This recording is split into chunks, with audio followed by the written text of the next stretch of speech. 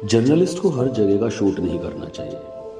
कुछ राज को राज ही रहने दिया जाना चाहिए। लेकिन अगर राज एक जंगल का हो तो वो डरावना ही होता है, जो इस लड़की के साथ हुआ और अपनी मौत का कारण बनी। तो आइए जानते हैं उसकी मौत का राज। नमस्कार दोस्तों, मैं जितेंद्र लाया हूँ आपके लिए एक नई डरावनी कहानी, जो कि भैरवगंज गांव की कहानी है, जिसमें पति पत्नी होते हैं। पति का नाम है सिद्धार्थ और पत्नी का नाम है मीरा।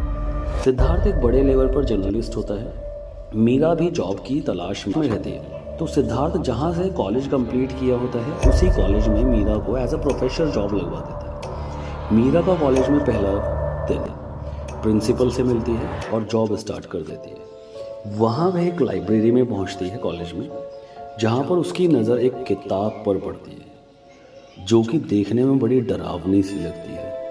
पर ना जाने क्यों वो उस किताब को जैसे ही उठाती है तो एक हवा का झोंका आता है और वह सीढ़ी से गिर जाती है। लेकिन वो उस किताब को घर ले आती है। घर लाने के बाद उसके साथ कुछ अलग अलग सी चीज़ें होने लगती हैं। जैसे कभी कोई ऐसा लगता है उसके कोई पीछे खड़ा हो, तो कभी गेट और खिड़की खुलने की आवाज़, कभी खिड़की बहुत तेज से मारी जा रही है, तो कभी ऐसा लगता है कि कोई उसके कान में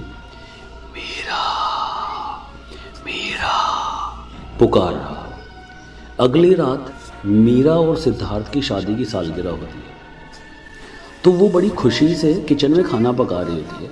तभी डाइनिंग पर रखी शैंपेन की बोतल गिरती है और मीरा डर जाती है। वहाँ जाकर जब वो देखती है, उस बोतल में से गिरी शैंपेन का रंग खून के रंग में बदल जाती है और उसकी एक तस्वीर दिखाई देती है उस लाल रंग में, जो दोस्तों बहुत ही भयानक एक आत्मा के रूप में होती है।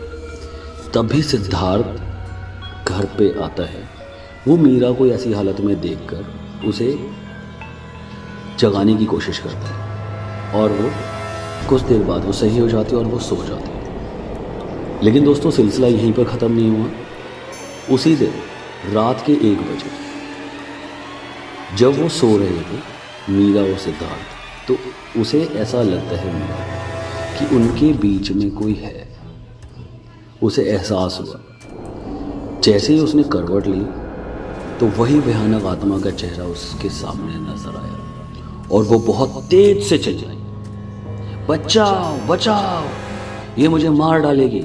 उसका पति उठा और उसे चुप कराकर उसे फिर से सुला दिया कि तुझे अगले दिन कॉलेज जाना है, सो जा, कुछ नहीं है ऐसा। अगले दिन कॉलेज में मीरा बोर्ड पर स्टूडेंट्स को पढ़ा रही होती है, तो बोर्ड पे वो कुछ लिख रही होती है। लिखते लिखते उसके शरीर में आत्मा का प्रवेश होता है और बोर्ड पर जल्दी जल्दी लिखने लगती है, मीरा तुम मरने वाली हो, मीरा तुम मरने वाली हो, मीरा तुम मरने वाली हो। सभी उस स्टूडेंट उसकी ये हरकतें देखती हैं और हंसने लगते हैं और मजाक उड़ाने लगते हैं। जब उसे होश आता है तो वह क्लास से बाहर आ जाती है भागकर और सीढ़ियों पर बैठ जाती है और बैठी हुई वो सोचती है कि ये मेरे साथ क्या हो रहा है। तभी उसके साथ साइकोलॉजी की एक प्रोफेसर सीमा आई और उसको बोला कि क्या हुआ, तुम यहाँ पे क्यों बैठे हो, मैंने तुम्हें पहली बार देखा है यहाँ पे। तो उसने बताया कि मैं नई अभी एक प्रोफेसर बन के आई हूँ और मैं लेक्चर दे रही थी और मेरे साथ ऐसा ऐसा हुआ। तो सीमा ने बोला कि कोई बात नहीं, मैं साइकोलॉजी की एक प्रोफेसर हूँ और मैं बहुत सारे बंदों को जानती हूँ, तो मैं तुम्हारी हेल्प करूँगी।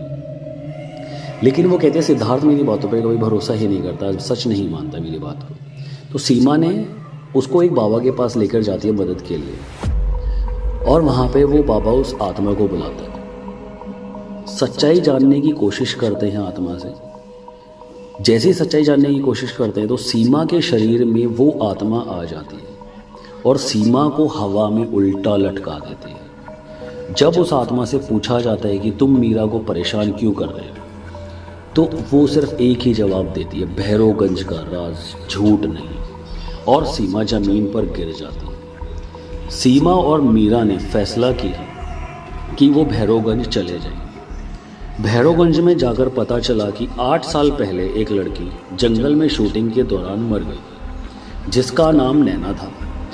और वह दोनों नैना के घर जाकर तलाश करने लगते हैं और वहाँ उन्हें एक क्लिप मिलती है जिसमें उसने एक लड़की का चेहरा देखा और चेहरा उस आत्मा से मिलता जुलता होता है जो उसने क्लिप से पता लगाया था कि वो तो अनामिका है। वो शॉक हो गई और उनको सारी सच्चाई पता चल गई कि नैना तो सिद्धार्थ के साथ काम करती थी, इसलिए मीरा सिद्धार्थ के पास आकर उसको पूछती है कि तुमने नैना को क्यों मारा।